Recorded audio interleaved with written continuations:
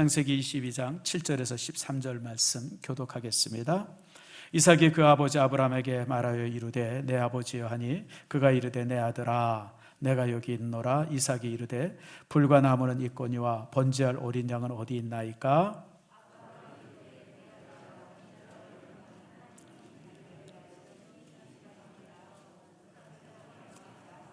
하나님이 그에게 일러주신 곳에 이른지라. 이에 아브라함이 그곳에 제단을 쌓고 나무를 벌려놓고 그 아들 이삭을 결박하여 제단 나무 위에 놓고 여호와의 사자가 하늘로부터 그를 불러 이르시되 아브라함아 아브라함아 하시는지라. 아브라함이 이르되 내가 여기 있나 하매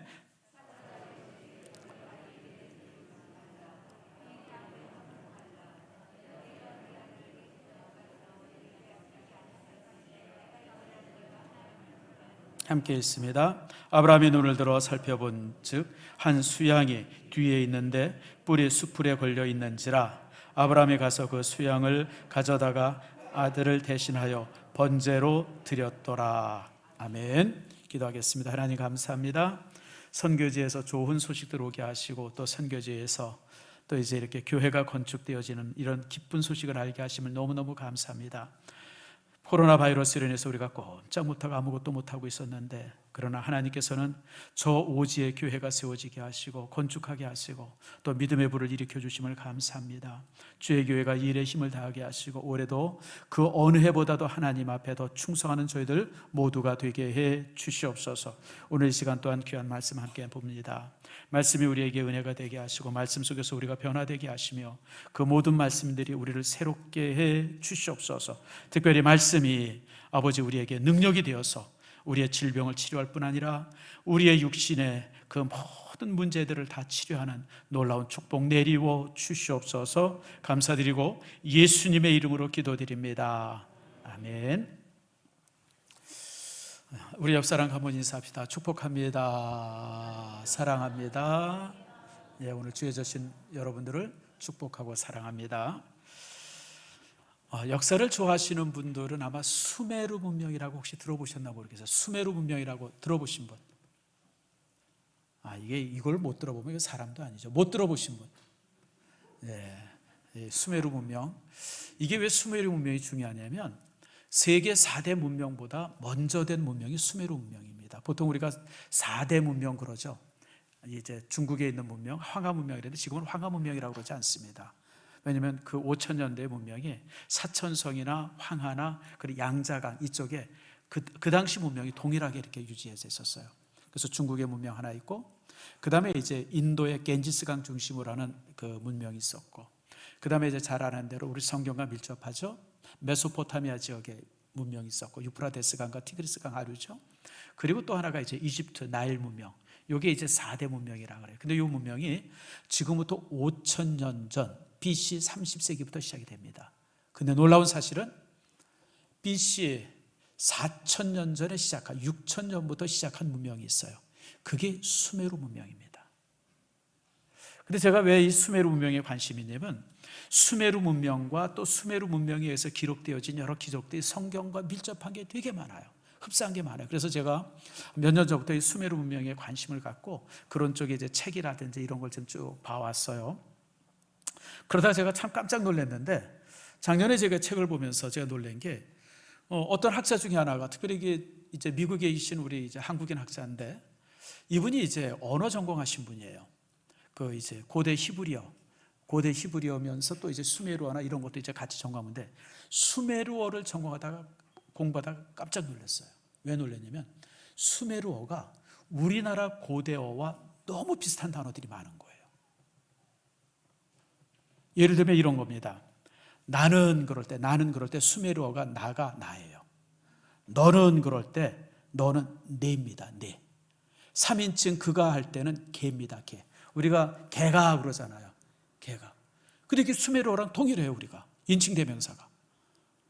뭐 그뿐만이 아니죠. 길을 갖다가 기르, 밭을 갖다가 바드, 아빠를 갖다가 아빠, 엄마는 um마, 나의 아버지 그럴 때는 아비.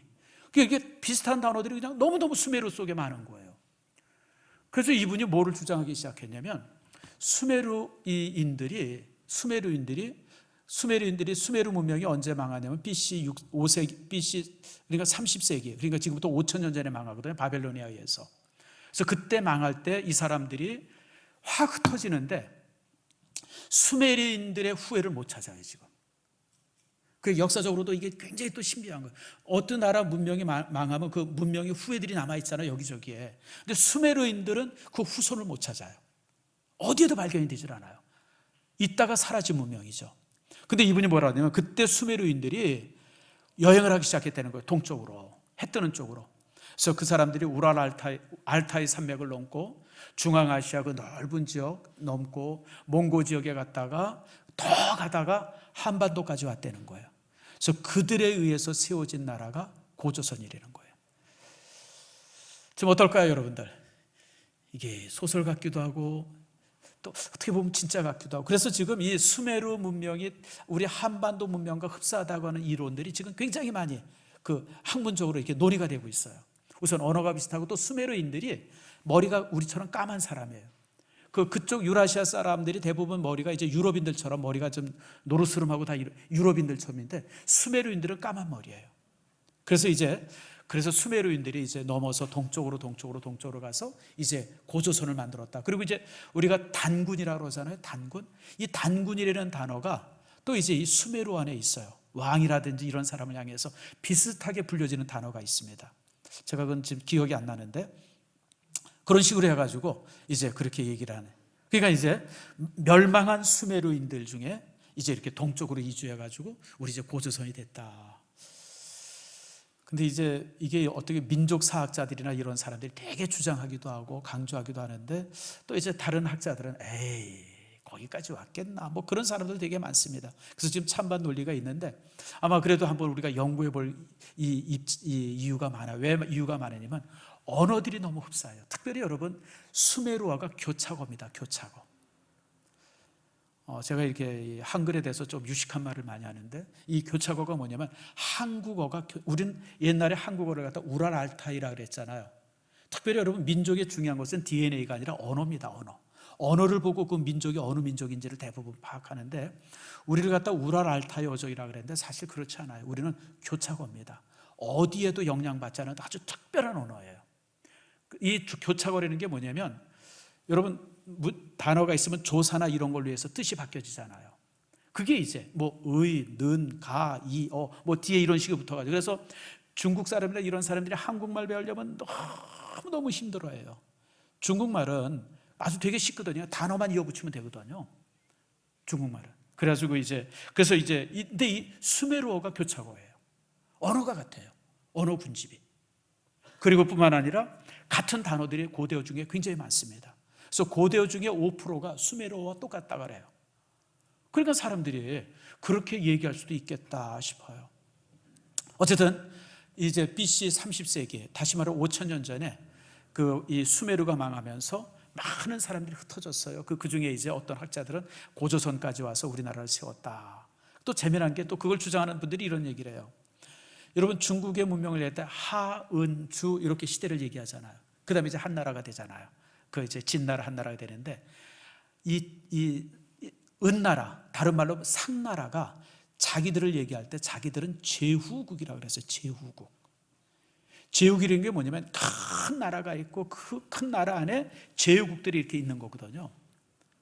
그러면서 이제 그 학자들 중에는 그러면 은나라가 어느 나라의 제후국이었겠느냐 얘기할 때 고조선의 제후국이었을 것이다. 뭐 그런 얘기를 하는 분들이 또 있어요, 여러분들. 제가 기분 좋아서 그런 책들을 많이 봅니다. 이 중국 놈들이 그냥 욕해서 미안합니다. 하도 동북공정한다 그러고 우리나라 역사를 자기네 역사로 만들려고 많이 그러는데 실제 여러분 고조선 역사는요 우리가 굉장히 중요하게 연구해 볼 필요가 있어요. 혹시 여기 대학생들이 있으면요 우리나라 고대사 좀 연구하세요. 우리나라 고대사가요 무궁무진합니다. 근데 이 우리나라 고대사의 문제가 뭐냐면 우리나라 고대사를 연구하는 사람들이 지금 이렇게 좀 이상한 사람들이 지금 고대사를 많이 연구를 해요. 그래서 얼토당토한 얘기, 고조선이 무슨 저쪽 우즈베키스탄까지 고조선이었다는 이런 황당한 얘기를 많이 하는데 그러지 말고 정통 한국 고대사를 좀 연구할 필요가 굉장히 많습니다. 사실 우리 주변의 국가들이 우리나라 사람들이 고대사 연구하는 걸 되게 싫어합니다. 우선 중국 사람들이 싫어합니다. 자기들이랑 부딪혀가지고 여러 가지가 부딪힙니다. 일본 사람들 되게 싫어합니다. 우리나라가 고대사 연구하는 걸. 근데 사실 우리나라가요, 고대사를 되게 연구해야 할 이유가 굉장히 많습니다. 그래서 혹시 우리 대학생들 혹시 있으면요, 또 자녀들이 그런 애들 있으면 대한민국 고대사를 좀 공부시키세요. 제가 이게 너무 길었는데, 제가 왜 이렇게 얘기하냐면, 많은 이 수메르 문명의 많은 사람들이 나라가 멸망하고 흩어지는데 일부는 이제 고조선까지 왔다. 지금 여러분, 내가 숙제를 드리니까 한번 연구해 보세요. 그런데 그때 서쪽으로 간 사람이 있었어요. 그때 서쪽으로 간 사람이 누구냐면 아브라함입니다. 아브라함은요, 수메르인입니다. 수메르 사람입니다. 그러니까 우리가 아브라함이 어디 사람이냐, 바벨론 사람이냐, 아니에요, 여러분들. 아브라함은 역사적으로 연구해보면 수메르인입니다. 아브라함이 살았던 우르 지역이 수메르 지역입니다. 수메르인의 지역인데, 그게 이제 아브라함이 이주할 당시에 그 수메르가 바벨론에 의해서 멸망을 당합니다. 그때 이제 아마 그래서 이제 성경에는 하나님이 가라고 명령하셨지만, 사실은 어떤 면에 보면 아브라함은 이 나라가 망한 유민과 같았어요. 멸망하니까 이제 고향을 떠난 그런 유민과 같은 사람이죠. 그래가지고 이제 저가 이제 어디까지 가게 되어지냐면 이제 이렇게 가나안까지 이제 가게 되죠. 중간에 이제 어디를 거치냐면 하란을 거치는데, 그게 터키 북쪽에 있는 도시입니다. 제가 이제 하란을 한번 방문해 봤어요. 근데 이게 하란이 5,000년 전 도시거든요. 그래도 지금 이제 막 발굴하고 그러는데도 거기에 좀 이런저런 유물들이 굉장히 많이 나옵니다. 우물이 나왔어요. 제가 한번 말씀드렸죠. 근데 우물 이름이 야곱의 우물이에요. 그래서 왜 야곱의 우물이냐 그랬더니 뭐 거기 야곱이 거기서 라헬이랑 연애를 했대나 뭐 믿거나 말거나 뭐 그러면서 이제 관광객들을 받아들이고 막 그래요. 그게 이제 하란이고, 거기서 또 와가지고 이제 어디까지 오냐면 가나안 땅에 오게 되어지죠. 그래서 이제 그게 이제 그 창세기 12장, 11장 후반절과 12장 시작하는 전반이 지금부터 5,000년 전, 기원전 30세기의 일입니다. 그렇게 해서 이제 오게 되어지죠. 자, 그러면서 이제 아브라함이 이제 거기까지 와서 이제 75세에 고향을 떠나고요. 그리고 이제 100살이 돼서 아들을 하나 얻습니다. 그게 누구냐면 이삭이죠. 그런데 오늘 본문의 말씀에 보니까 하나님께서 그 100살이 얻은 이삭을 번제물로 바치라라고 하는 명령을 하시죠. 참 이게 여러분 말도 안 되는 명령이죠. 왜 말도 안 되는 명령이냐면, 하나님께서 인신 제사를 드리라고 그런 거예요. 사람을 죽여서, 여러분 번제라는 게 뭐예요? 죽여서 목 자르고 팔다리 자르고 몸통만 가지고, 그리고 내장 다 꺼내내고 몸통만 가서 불을 살려서 드리는 제사가 번제예요. 지금 아들을 그렇게 제사 지내려는 거예요. 이게 말이 됩니까? 하나님께서 가장 싫어하는 것이 인신제사예요. 여러분 예언서 보세요. 이사야나 에레미야나 이런 거 보면 하나님께서 그런 제사를 드리는 이방인들을 얼마나 책망하는지 몰라요. 그런데 하나님께서 지금 아브라함에게 인신제사를 드리라고 요구하고 있어요. 근데 나는 거기까지는 이해가 되는데, 뭐 그럴 수도 있겠다 싶은데, 문제는 또 아브라함이에요. 오늘 아브라함이 하나님께서 인신제사를 드리라고 요구하는데, 본문은 눈을 진짜 그냥 온 마음을 다해서 봐도 이 문제에 대해서 아브라함이 고민하거나 갈등한 문제, 그것이 전혀 나와 있어요. 그냥 하나님께 예, 알겠습니다. 그리고 그냥 당장 아들 데려가서 죽이려고 그래요. 너무 신앙이 맹목적이죠. 여러분 이렇게 맹목적인 사람이 어디 있어요? 우리 이창호 집사님 제일 만만하니까 내가 물어봐요. 오늘 이창호 집사님한테 하나님께서 명령을 하세요. 야 창호야, 네 딸 큰딸 되게 이쁘지? 네 딸 죽여서 나한테 제사 지내라. 이창호 집사님 어떡할래요? 드릴 거예요? 내가 볼 때 이창호 집사님 교회 안 나올 거예요 그때부터. 아니 하나님 말 같지도 않은 무슨 이런, 그러진 않을 거고, 아마 이창호 집사님 신앙을 보면 그럴 거예요. 하나님 날 죽이세요. 내가 죽겠습니다. 나 딸 못 죽입니다. 내가 죽을래요. 아마 그럴 거예요. 나도 그럴 것 같아요. 나도 하나님께서 네 아들 이제 이렇게 번제를 드리라면, 하나님 나 살 만큼 살았으니까 내가 죽을래요. 나 죽이세요. 난 그럴 거예요. 근데 여러분 아브라함은 전혀 고민하지 않고 자기 아들을 죽여. 그것도 독생자인데, 하나밖에 없는 아들인데. 여러분 이게 이해가 돼요? 여러분 이해 안 되죠. 이걸 이해한다고 그러면 그 사람은 참 초인이에요, 초인. 나는 이해가 안 돼요, 솔직히. 여러분이 혹시 이해된다고 그러면 여러분은 저보다 신앙이 좋은 사람이에요. 나는 사실 그래서 22장을 읽을 때마다 항상 갈등을 해요. 야, 이게 어떻게 가능한가? 근데 더더욱 문제가 뭐냐면 이삭이에요, 이삭. 이삭은 이 당시 나이가 25살이에요. 왜냐하면 아브라함의 나이가 125살이거든요. 근데 이삭은 100살에 태어났으니까 이삭의 나이가 25살이에요. 그 당시 이삭은요, 굉장히 그 아주 건장한 청년이었습니다. 그런데 여러분, 이삭이 아버지가 죽이겠다고 그럴 때, 그냥 자기 목숨을 맡겨요. 요즘 애들 말 더럽게 안 듣죠, 여러분들? 교회 가자 그러면 그냥 얼마나 말을 안 듣는지. 아니 근데 이 자녀들이 부모 말 안 듣는 거 요즘만이 아니라 뭐 옛날에도 동일했어요, 여러분들. 혹시 우리 아버지가 나 죽이려고 그러면 내가 도망가지. 그걸 거기서 여러분, 그것도 125살 먹은 진짜 곧 죽을 할아버지가 그 날 죽이려고 그런다 그러면 여러분 그걸 그대로 죽겠다고 가만히 있는 아들이 세상에 어디 있어요? 제가 그림을 하나 보여드릴게요. 이 그림이 무슨 그림이냐면 렘브란트가 그린 그 이제 이삭의 제사입니다. 저 그림이 참, 이 렘브란트가 굉장히 좋은 신앙인이에요. 네덜란드 사람이고 300년 전 사람인데 그림을 정말 신앙적으로 잘 그린 사람이에요. 그래서 제가 가장 좋아하는 화가 중에 한 사람이 렘브란트입니다. 자, 거기 보면 한 3장면이 나오죠. 아브라함의 손을 붙들고 있는 천사의 모습이죠. 얼마나 다급했으면 손을 잡았겠어. 진짜 죽일까 봐 손을 탁 잡는 장면이 나오죠. 그 다음에 아브라함의 모습 보세요. 진짜 노인이죠. 그 이마에 있는 주름이라든지 이런 여러 모습들, 정말 늙은 모습인데, 그런데 아브라함의 모습을 보면 눈동자가 너무 새카맣죠. 노인 눈동자가 아니죠. 그래서 제가 왜 저렇게 까맣게 그렸을까? 그것은 얼마나 아브라함이 굳은 결심을 가지고 칼을 들었는가라고 하는 것을 보여주기 위해서 눈동자를 까맣게 그린 거예요. 그 다음에 밑에 이제 이삭이 누워있는데 모든 것을 체념하고 누워있죠. 제가 이제 예방서 맞을 때 그냥 있는 모습이랑 똑같아요. 모든 것 체념하고 죽이려면 죽이고 살려면 살려서 뭐 그런 장면이랑. 근데 나는 이삭이 이해가 안 가요. 나 같으면 도망가겠어요. 아니 칼 들고 아버지가 죽이려고 그러는데 얘 죽이세요 그러고 저렇게 체념하고 누워있을 수 있는 아들이 여러분 가능해요? 사실 그래서 오늘 이 본문의 말씀을 여러분들이 정말 심도 있게 읽으려면 3가지 질문이 있어야 돼요. 하나님은 정말 이렇게 비윤리적인 분이신가? 또 하나는 아브라함의 신앙이 정말 맹목적 신앙인가?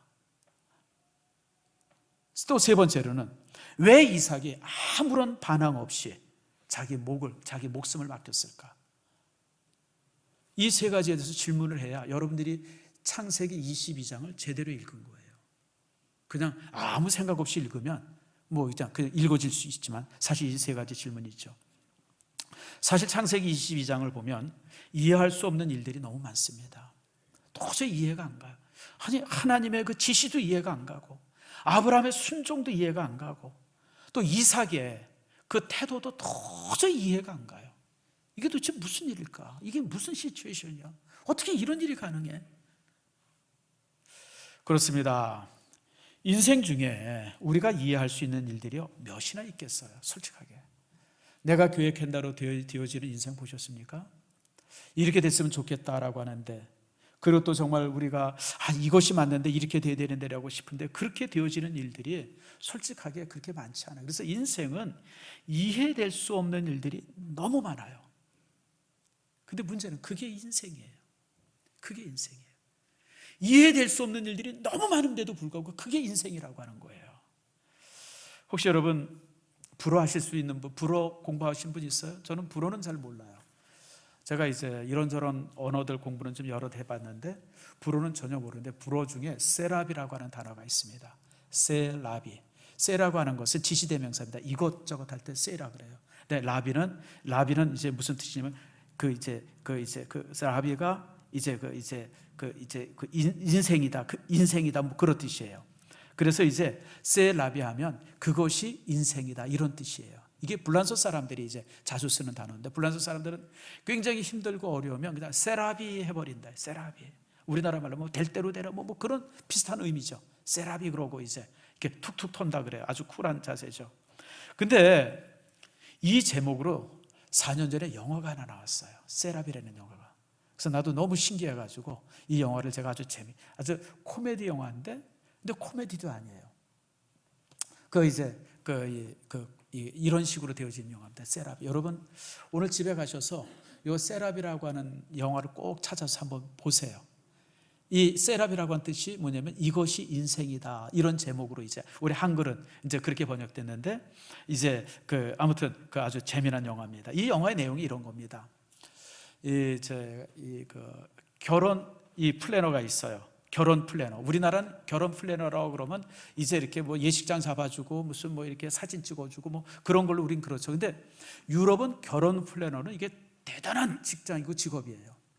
그리고 유럽은 이 피로연이, 우리나라는 그냥 피로연이 그냥 뷔페에서 밥 한 끼 먹고 끝나잖아요. 근데 유럽은 피로연에서 모든 비용들이 다 쓰여져요. 돈 억수로 많이 들어요. 근데 이제 이 결혼 플래너가 이제 어떤 사람한테 이제 의뢰를 하나 받습니다. 결혼식에 이제 피로연을 의뢰를 받는데, 고성을 하나 빌려서, 큰 성을 하나 빌려서 거기서 이제 피로연을 열어달라고 하는. 근데 내가 보니까 어마어마해. 돈이 한 수억 들어갔을 것 같아요. 그런 이제 피로연을 이제 만들어요. 그런데 피로연을 시작을 하는데 처음부터 끝까지 그냥 엉망진창이 돼버려요. 손발이 하나도 맞질 않아요. 예를 들면 이런 겁니다. 이제 이벤트를 하나 만들었어요. 그래서 이제 신랑을 이제 에드벌룬을 이렇게 탁 해가지고 신랑을 하늘에 탁 띄워가지고 신부에게 이렇게 사랑을 고백하게 하는데, 에드벌룬 줄이 딱 끊어져 버려요. 그래가지고 신랑이 한없이 날아가 버려요. 뭐 이런 거. 폭죽을 터뜨리라고 그러는데 폭죽 준비하다가 스위치를 눌렀는데 폭죽이 이게 순서대로 터져야 되는데 이게 그냥 한꺼번에 그냥 폭탄 터듯이 그냥 왕창 터져버려요. 그냥 뭐 아무튼 그래서 결혼식이 그냥 막 엉망이 돼버려. 엉망이 돼. 그런데 문제는 뭐냐면 그렇게 엉망이 되더라도 결혼식의 과정은 계속하는 거예요. 그래서 마지막 장면에 이제 결혼식을 다 마쳐요. 별일이 그냥 별별 일이 다 생기다가, 근데 마지막 장면이 뭔지 아세요? 너무 재미난 게, 다 정리하고 헤어지면서 사장이 직원들을 다 모아놓고, 야 다음 주에 또 이제 이렇게 순서 있으니까 며칠까지 다 모여, 그렇게 명령하는 것이 마지막 장면의 끝이에요. 재미없네, 그렇죠? 영화를 봐야 재밌어요. 내가 그대로 옮기지를 못해서 재미없는데, 그래서 제가 영화를 내내 보면서 얼마나 웃고 그랬는지 몰라요. 근데 이 영화의 의미가 뭐냐면, 한번 따라합시다. 피할 수 없으면 즐겨라. 바로 그거예요. 피할 수 없으면 즐기라는 거예요. 우리 인생 속에 보면 피할 수 없는 일들이 되게 많아요. 근데 그 피할 수 없는 일 앞에서 너무 고민하고 그것 때문에 막 그러지 말라는 거예요. 그래봤자 변하는 건 아무것도 없어요. 피할 수 없는 것이 오면 즐기라는 거예요. 그게 세라비의 인생관이에요. 저는 동의해요. 솔직히 저는 동의합니다. 여러분, 우리 인생 중에 내가 피할 수 없는 일들이 얼마나 많아요. 아무리 하고 해봐도 안 되는 일들이 너무 많잖아요. 그런 일 앞에 우리가 할 수 있는 게 뭐냐면 세라비예요. 근데요, 아브라함의 인생이 그랬어요. 여러분, 우리가 아브라함의 인생을 보면서 제가 그걸 발견해요. 하나님께서 아들을 바치라는데 이게 피할 수 있는 방법이 없잖아요. 바치는 바쳐야지. 하나님이 주셨는데, 하나님이 주신 거 가져가겠다는데 그러니까 아브라함은요, 실질적으로 이런 고난이나 이런 환난, 이게 정말 너무너무 심각한 일인데 여기서 고민하지 않아요. 그러니까 우리가 창세기 22장을 아무리 읽어봐도 아브라함이 고민했다고 하는 기절을 발견을 못해요. 갈등했다고 하는 걸 못해요. 왜냐하면 아브라함의 인생관이 피할 수 없으면 어떻게 해라? 즐기라는 인생이 돼. 근데 이게 하루아침에 되어진 게 아니에요. 자, 이 부분을 우리가 한번 여러분들과 함께 이제 심도 있게 살펴봅니다. 자, 1절 말씀 봅시다. 자, 1절에 이렇게 말합니다. 22장 1절 다 보세요. 그 일 후에 하나님이 아브라함을 따라합시다. 시험하시려고. 아브라함을 시험했어요. 이제 아브라함을 시험하는 겁니다. 테스트하는 겁니다. 우리가 학교 다닐 때 시험 많이 보죠. 근데 여러분, 시험이 너무너무 싫지만 시험이 굉장히 중요해요. 제가 요즘에 여러분 공부하는 거 아시죠? 한글 교사 자격증 따려고. 그래서 나는 이 코로나를 하나님께서 나 때문에 주신 것 같아요. 제가 만약에 예전처럼 바쁘면 이 공부 못하는데 하나님께서 탁 막는 바람에 제가 이 공부를 얼마나 잘하는지 몰라요. 열심히 하고.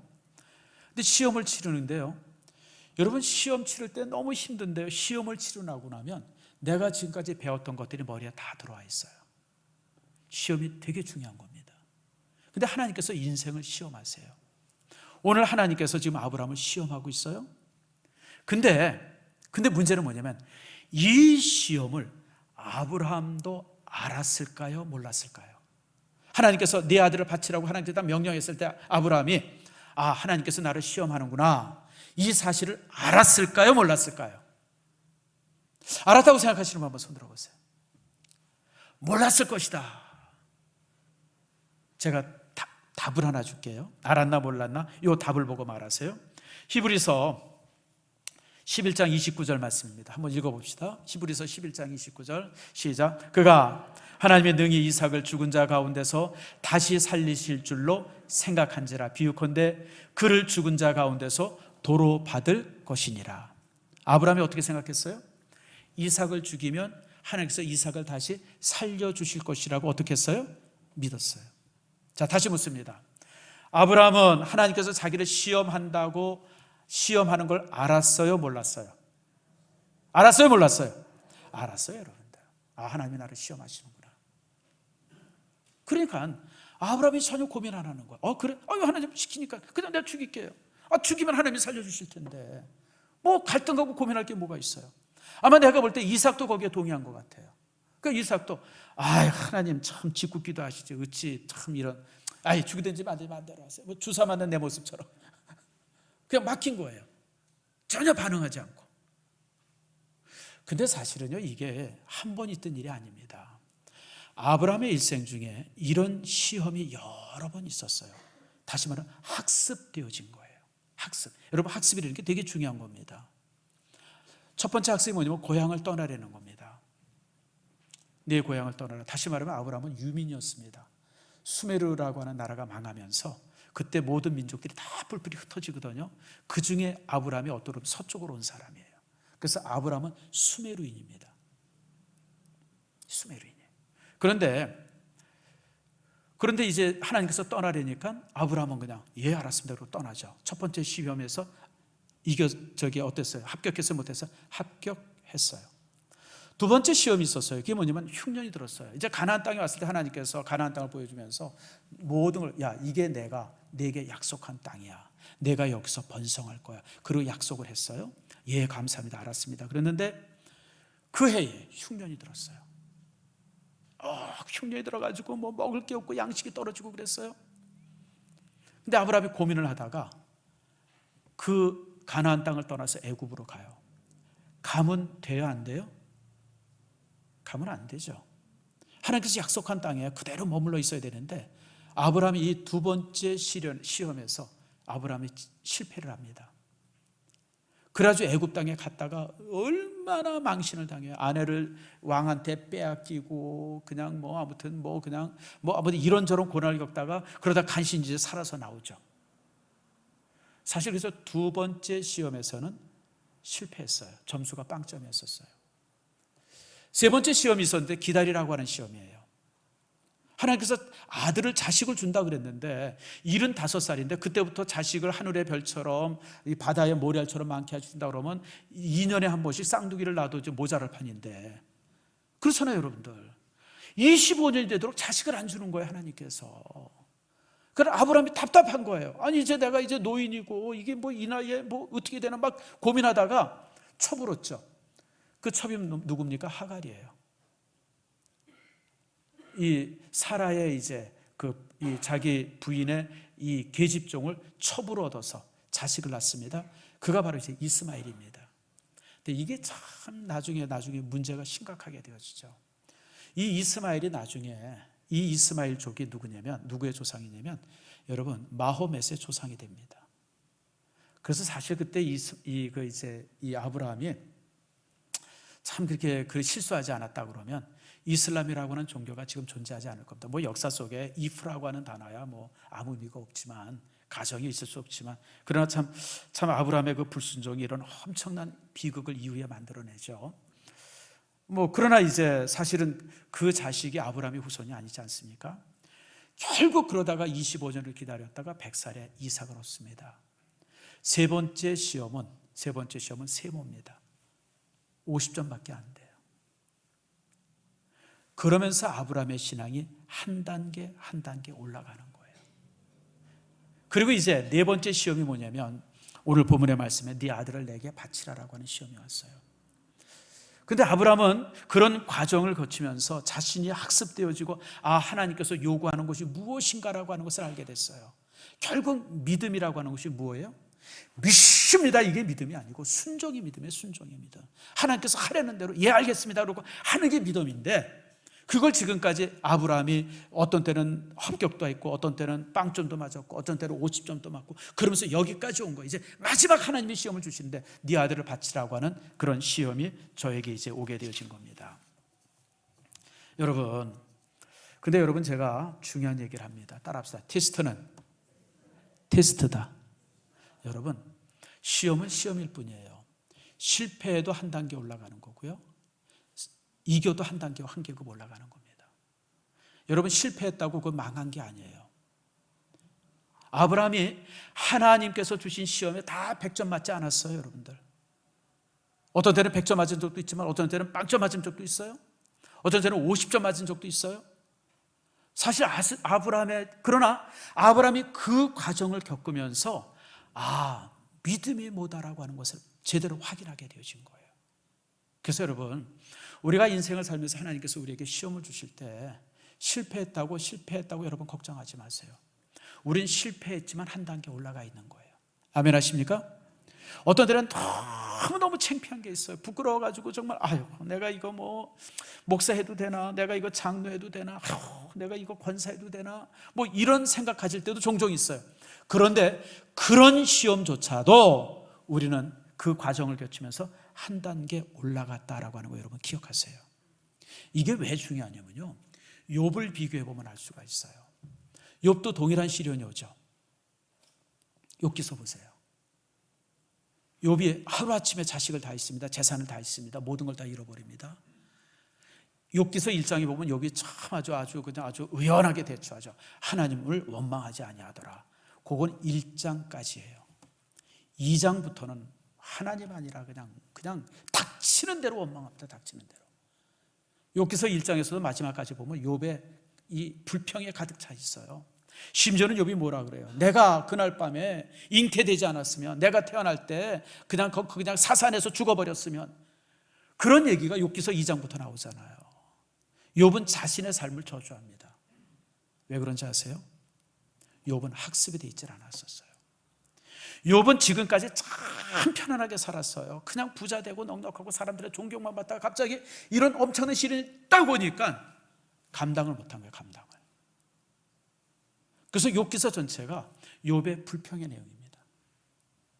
내가 태어나지 않았으면 니들이 뭘 알아, 이러면서 그냥 친구들과 그냥 막. 근데 여러분, 오늘 본문의 말씀에 보니까 아브라함은 그런 고민하지 않아요. 하나님이 죽이라. 예, 알았습니다. 그럼 가서 이제 죽이려고 그러는 거예요. 왜 그래요? 학습이 됐기 때문에 그래요. 지금까지. 그래서 여러분, 우리 인생에 이런저런 일이 있을 때 여러분 너무 고민하지 마세요. 이런 갈등 앞에 이 아브라함이 순종했던 이유가 있습니다. 두 가지 분명한 원칙이 있었기 때문에 그래요. 이것이 이제 아브라함이 이렇게 순종할 수 있었던, 사실 하나님에 대한 신뢰죠. 하나님께서 정말 합리적이지 못하고 이해할 수 없는 그런 명령을 했음에도 불구하고 아브라함이 정말 이 하나님께서는 내가 아들을 바치려도 다시 살게 하실 거야, 이런 분명한 믿음을 가질 수 있었던 신뢰의 원리가 있어요. 그게 좀 뭐냐면 따라합시다. 하나님은 선하신 분이다. 이게 첫 번째 신뢰예요. 하나님은 선하신 분이라는 거예요. 별별 요구를 다해도 하나님은 선하신 분이에요. 두 번째, 따라하세요. 하나님은 나를 사랑하신다. 이 두 가지예요. 그러니까 이 두 가지 믿음이 저에게 분명히 있으니까 하나님께서 어떤 걸 요구해도 아브라함은 흔들리지 않아요. 하나님이 선하신 분인데 뭐 걱정해? 하나님이 나를 사랑하시는데 뭘 걱정해? 하나님 명령대로 내가 죽이면 하나님이 살려주실 텐데 뭐 걱정할 게 뭐가 있어? 하나님께서 내가 아들 죽인다고 하나님께서 죽게 하시려나? 그러면 하나님 아니시지. 하나님이 명령하시면 분명히 이유가 있을 거야. 그리고 그냥 하려는 대로 그냥 아브라함 그냥 해버리는 거예요.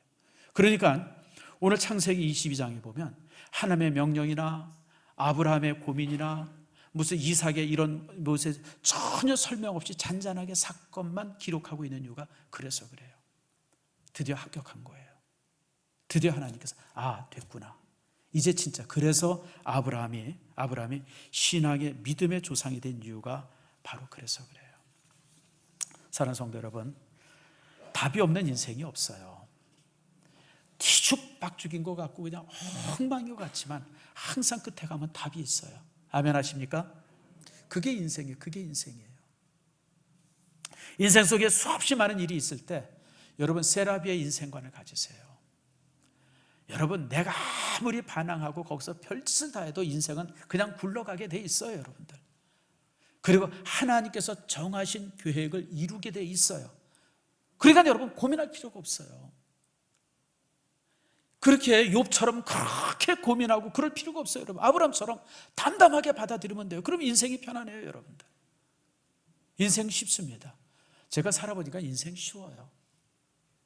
전에는 제가 젊었을 때 이럴 때는 그냥 인생이 얼마나 힘들었는지 몰라요.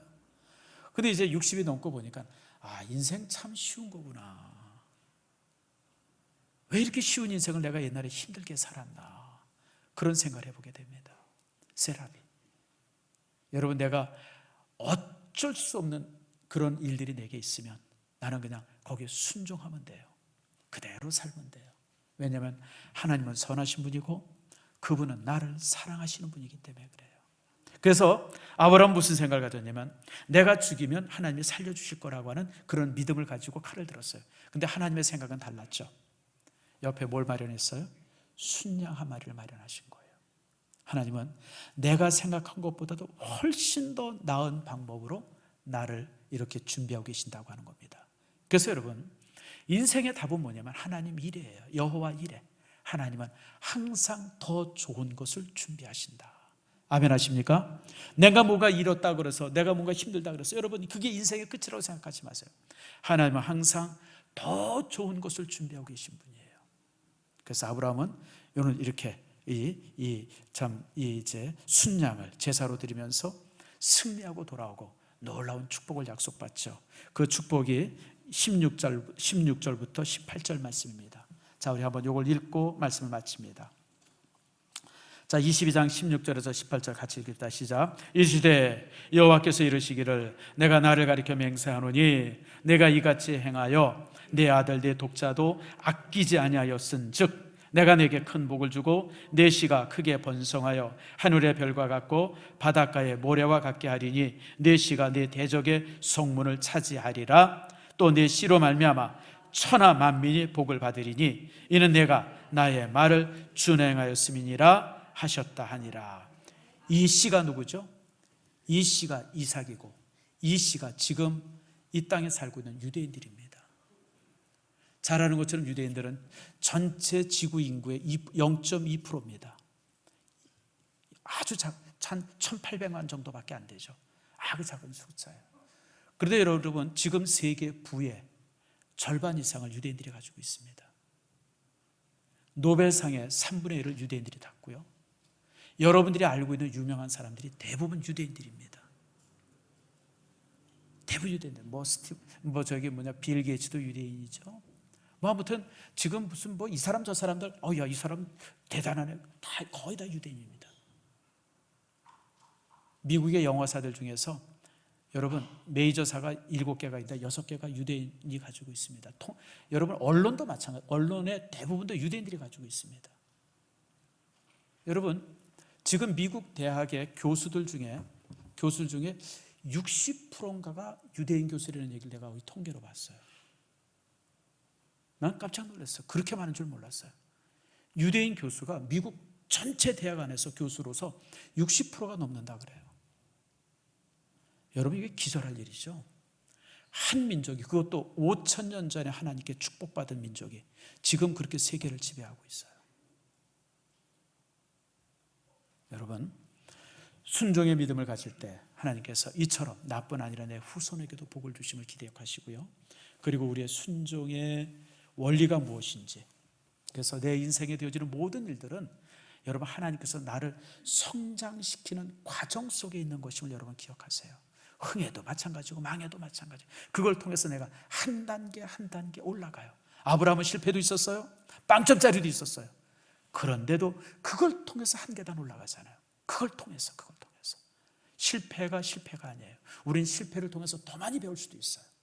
결국은 아브라함이 여러분 믿음의 조상이 되어지고 그 후손이 여러분 세계를 지배하게 되어지고, 우린 또 아브라함에게 있어서 영적인 후손이에요. 영적인 후손입니다. 핏줄의 후손은 지금 유대인들이지만 영적인 후손들은 지금 이 땅에 있는 크리스천들입니다. 여러분 기억하시고, 그런 모습 속에서 우리의 여러분의 인생에 정말 하나님 앞에 아름다운 성공이 있기를 축복합니다.